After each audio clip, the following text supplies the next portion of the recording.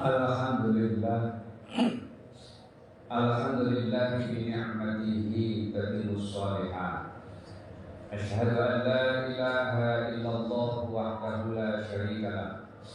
Wa asyhadu anna sayyidana wa nabiyyana Muhammadan abduhu wa rasuluh. Allahumma shalli wa sallim wa barik ala sayyidina Muhammadin sayyidis sadat wa ala alihi wa ashabihi ahli sidqi wal karamat, amma ba'd. Usikum wa nafsi bi taqwallahi wa ta'atihi faqad faza al-muttaqun. Wa qala ta'ala wa lam yazal qailan 'alima. A'udzu billahi minasy syaithanir rajim. Ya ayyuhalladzina amanu taqullaha haqqa tuqatih wa la tamutunna illa wa antum muslimun. Wa qala ta'ala fi ayatin ukhra, ya ayyuhalladzina amanu taqullaha wa qulu qawlan sadida yuslih lakum a'malakum wa yaghfir lakum dhunubakum wa may yuti'illaha wa rasulahu faqad faza fawzan 'azima. Shadaqallahu 'azim. Jamaah yang dirahmati Allah Subhanahu wa taala, kita masih diberikan kesempatan oleh Allah untuk hidup. Kita masih dalam keadaan sehat, kita masih dalam keadaan istiqomah dalam nikmat iman dan Islam. Kita diberikan kemudahan untuk melaksanakan kebaikan. Karena itu patutlah kita bersyukur kepada Allah untuk membaca Alhamdulillahirabbil alamin. Salawat dan salam senantiasa tercurah kepada Nabi Muhammad SAW, seorang Nabi yang pernah berkata di depan para sahabat melihat haud, di mana tidak satu pun sahabat yang melihat haud itu. Haud adalah telaga. Kata Nabi, barang siapa yang meminum dari telaga itu la yadmau abadan, tidak akan pernah haus untuk selama-lamanya. Lalu para sahabat bertanya, liman ya Rasulullah, untuk siapa haud itu, telaga itu? Kata Nabi, ikhwani, untuk saudara-saudara. Lalu siapa yang dimaksud dengan ikhwani itu, saudara-saudara itu? Kamikah ya Rasulullah? Kata sahabat, bukan. Antum ashabi, kalian semua adalah sahabatku. Atau mungkin keluarga anda ya Rasulullah? Bukan. Bukan Fatimah, bukan menantu, ya bukan. Akan tetapi yang dimaksud dengan ikhwani itu adalah kata Nabi, amanu bi walam yarawni. Mereka lah yang percaya kepadaku, mereka lah yang beriman kepadaku, walaupun mereka tidak pernah melihat aku. Yang ada di dalam hadis ini sepertinya kita sebagai umat Nabi Muhammad Shallallahu Alaihi Wasallam, kita tidak pernah melihat Nabi, kita tidak pernah sholat bersama Nabi, kita tidak pernah bersalaman dengan Nabi, bahkan kita tidak hidup sejaman dengan Nabi, tapi kita percaya dan beriman kepada Nabi Muhammad, maka kita akan meminum haud itu saat yaumul hisab. Dan barang siapa yang sudah meminumnya, maka la yadma'u abadan, tidak akan pernah haus untuk selama-lamanya. Jamaah yang dirahmati Allah, dalam satu minggu Allah kasih kesempatan kita untuk muhasabah, introspeksi diri. Kapan waktunya? Di antaranya adalah sholat Jumat berjamaah. Kenapa? Makanya ada motivasi di dalam hadis agar kita datang lebih awal. Beda orang yang datang lebih awal, yang kedua, yang ketiga, bahkan yang belakangan. Kenapa? Karena disitulah semakin kita datang lebih awal, maka kita punya kesempatan untuk muhasabah, introspeksi diri kita. Duduknya kita dengan niat i'tikaf, nawaitu an a'takifa fi hadzal masjid taqarruban ila Allah sunnah lillahi ta'ala. Lalu isinya saat i'tikaf itu kita perenungan kembali dalam satu minggu ini apa yang sudah kita lakukan untuk orang lain. Kewajiban apa yang sudah kita laksanakan, atau mungkin ada kewajiban yang belum kita laksanakan. Dosa-dosa apa yang pernah kita lakukan selama satu minggu. Saat ini sebelum masuk waktu Jumat itu adalah peluang kita untuk muhasabah, mengingat kembali apa yang sudah kita lakukan, mengevaluasi diri apa yang sudah kita lakukan, sambil kita membaca tasbih, sambil kita membaca tahlil, sambil kita membaca alhamdulillah, sambil kita membaca sholawat, sambil kita membaca istighfar mohon ampun kepada Allah Subhanahu wa taala. Nabi saja di dalam hadisnya, wallahi kata Nabi, wallahi demi Allah, la astaghfirullah wa atubu ilaih, saya beristighfar kepada Allah dan bertobat kepadanya berapa? Mi'ata marrah, 100 kali.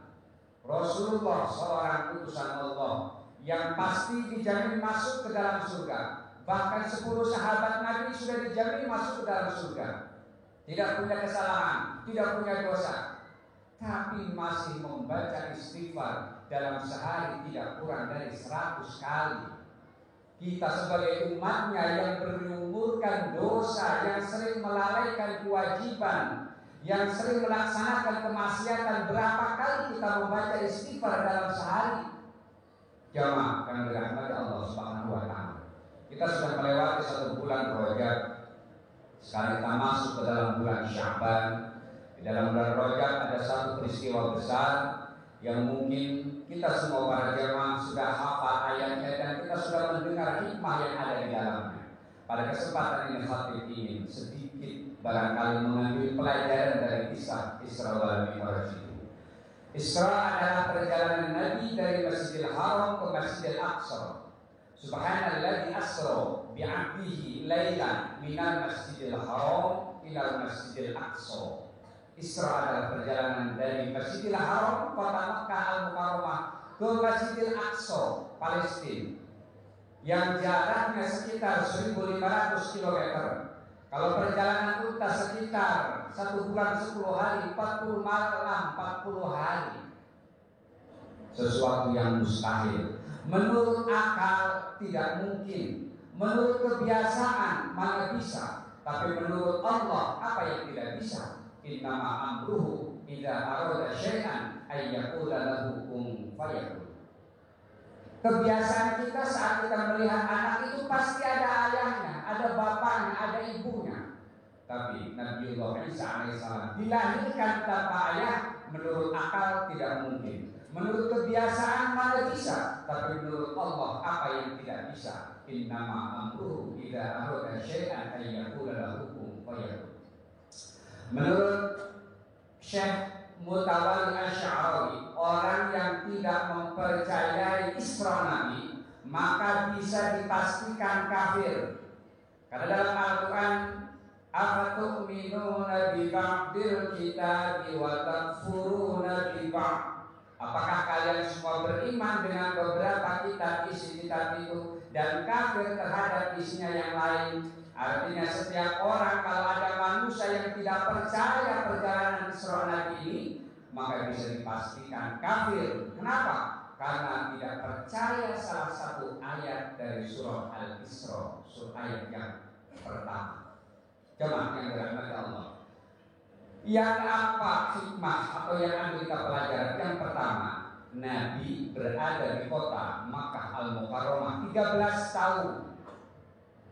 Mereka dalam keadaan down, Rasulullah dalam keadaan tertekan, diembargo makanannya, bahkan tidak boleh saling menikah. Lalu orang yang dijadikan orang sandaran oleh Nabi, orang yang membeki Nabi, wafat. Dialah Abu Thalib pamannya.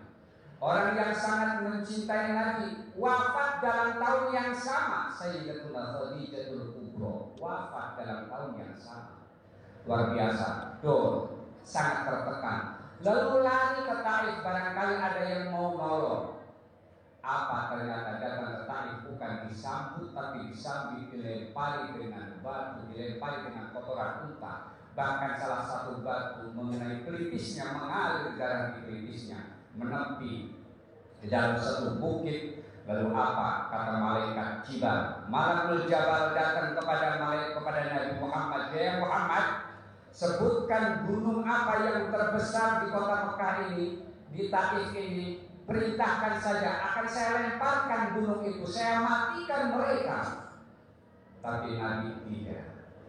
Lalu Rasulullah disitu berdoa, Allahumma khruj min aslabihim man ya'budullaha wa la yushriku bihi mereka. Ya Allah, lahirkan dari sulbi mereka orang-orang yang taib, orang-orang taib yang telah berbuat jahat. Tolong lahirkan dari sulbi mereka orang yang akan menyembah kepada Allah dan tidak akan pernah menyekutukannya sedikit pun.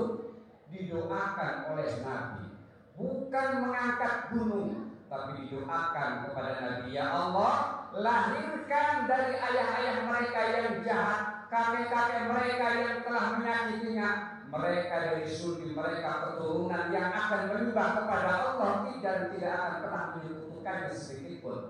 Terbukti Taif menjadi satu kota yang 100% Muslim itu karena doa Nabi. Apa maknanya? Bahwa ketika orang lain berbuat salah kepada kita, ketika orang lain zalim kepada kita, atau ketika ada orang yang memutuskan tali silaturahim kepada kita, maka kita tidak boleh membalas. Bahkan sekarang terkesan kalau ada orang berbuat jahat kepada kita, kita mewariskan kepada anak cucu kita. Bilangin anak-anak kita jangan sampai datang ke rumah si A karena dia telah berbuat jahat kepada kita. Itu bukan sifat-sifat benar. Putuskan saat ada orang yang berbuat jahat kepada kita, cukup kepada orang itu, jangan sampai keturunan-keturunannya. Jemaah yang dirahmati Allah. Yang kedua, kenapa Rasulullah diuji? Diuji dengan ditariknya, dicabutnya, diangkatnya, diambilnya orang yang sangat dicintainya, Abu Thalib dan Sayyidatuna Khadijah. Karena Allah akan mengangkat Nabi setinggi-tingginya, Masjidil Haram, Masjidil Aqsa sampai ke langit, ketemu dengan Allah, membawa satu perintah kepada sholat. Artinya apa? Kita dalam hidup ini tidak akan pernah lepas dari ujian dari Allah. Bahkan yang beriman sekalipun, ahasiban nasu ayyutraku ayyaqulu amanna wa hum la yuftanun. Apakah manusia mengira kalau seandainya sudah mengatakan bahwa Tuhan kami adalah Allah, lalu mereka dibiarkan saja tidak pernah diuji? Tidak. Semakin kita mengatakan Tuhan kami adalah Allah, semakin kita percaya kepada Allah, semakin kita dalam tauhid kita, maka Allah akan semakin berat menguji kita sebagai manusia.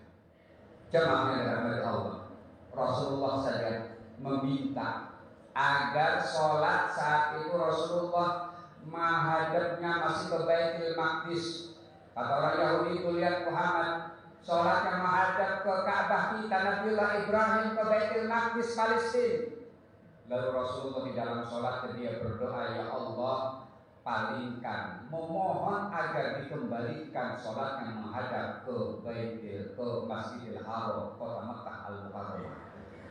Berapa lama? 1 tahun 5 bulan baru dikabulkan. Qad dara taqalluba wajhika fis sama. Kata Allah, kami lihat kau Muhammad berdoa mengangkat kepalamu ke atas langit. Fawalli wajhaka syatral Masjidil Haram. Lalu kembalilah Anda untuk menyembah, sholat menghadap ke Masjidil Haram. Rasulullah saja berdoa agar dipindahkan kiblatnya setiap kali sholat. Itu 1 tahun 5 bulan baru dikabulkan. Lalu kita umatnya siapa? Ketika kita memohon kepada Allah apapun, memohon dimurahkan rezekinya, dilancarkan, disehatkan, bahkan kita dipelihara, dijaga dari berbagai macam ujian, lalu seolah kita menganggap Allah tidak mengabulkan. Allah bukan tidak mengabulkan doa. Allah akan mengabulkan doa kepada manusia bukan yang dia minta, akan tetapi yang dia butuhkan. Kalau sesuai yang kita minta, mah enak kita, gampang. Tapi Allah yang tahu manusia ini butuh apa enggak saat memohon. Sama dengan orang tua, ketika anaknya yang masih kecil meminta pisau, saya yakin walaupun dia menangis darah sekalipun dia tidak akan pernah kasih. Kenapa? Belum waktunya, berbahaya. Jadi saat kita berdoa kepada Allah, mohon ampun kepada Allah, lalu kita mohon dimurahkan rezekinya, lalu terasa oleh kita seolah-olah Allah belum mengabulkan doa kita, bukan tidak dikabulkan, belum waktunya dan belum layak kita mendapatkan doa itu. Yang diharapkan oleh Allah apa? Usaha kita, prosesnya kita laksanakan. Allah akan ingin melihat sejauh mana dia rukuk dan sujudnya di saat malam. Allah ingin melihat sejauh mana dia ikhtiarnya kepada ke dokter bolak-balik untuk berusaha supaya sembuh. Allah ingin melihat ikhtiar kita. Allah akan melihat kasar kita, bukan apa yang kita minta, tapi apa yang dibutuhkan oleh manusia itu, dan yang tahu hanya Allah Subhanahu wa Ta'ala. Jemaah yang dirahmati Allah Subhanahu wa Ta'ala, yang terakhir barangkali dapat kita ambil manfaat adalah saat Rasulullah mau naik ke langit, itu datang malaikat Jibril, furija saqfu baiti, dibelahlah atap rumahku, turun malaikat, lalu dibelahlah dada Nabi Muhammad, dibersihkan dengan air Zam-Zam, dibersihkan dari sifat-sifat tercela, lalu diisi dengan hikmah dan iman. Apa maknanya? Bahwa kita dalam beribadah kepada Allah, dalam membaca Al-Quran, dalam memahami kitab-kitab Allah, memahami hadis-hadis Allah, mempelajari ilmu-ilmu agama, kita terlebih dahulu bersihkan diri kita, karena al-ilmu nurun, ilmu adalah cahaya, wa nurullahi la yuhda lil 'asi, dan cahaya Allah tidak akan pernah masuk kepada orang yang bermaksiat dan berumurkan dosa. Cahaya Allah tidak akan pernah masuk kepada hati yang di dalamnya adalah terdapat perbuatan-perbuatan dosa. Jadi saat kita belajar, saat kita membaca, apapun yang akan kita lakukan, yang pertama adalah bersihkan. Inilah tepat sekali yang di pendapat sufi. Yang pertama adalah taholli, mensucikan, membersihkan, mengosongkan kita terlebih dahulu. Setelah kosong hati kita, baru yang kedua adalah tahalli, menghiasi, mengisi dengan berbagai macam ibadah, menghiasi dengan berbagai macam ilmu pengetahuan. Baru yang ketiga, tajalli, akan bersinar, akan terang, akan mudah kita di hadapan Allah Subhanahu wa Ta'ala. Barakallahu li wa lakum fil Qur'anil 'azim wa nafa'ani wa iyyakum bima fihi minal ayati wa dzikril hakim. Aqulu qawli hadza wa astaghfirullahal 'azim li wa lakum wa li walidayya wa li walidikum fastaghfiruhu innahu huwal ghafurur rahim.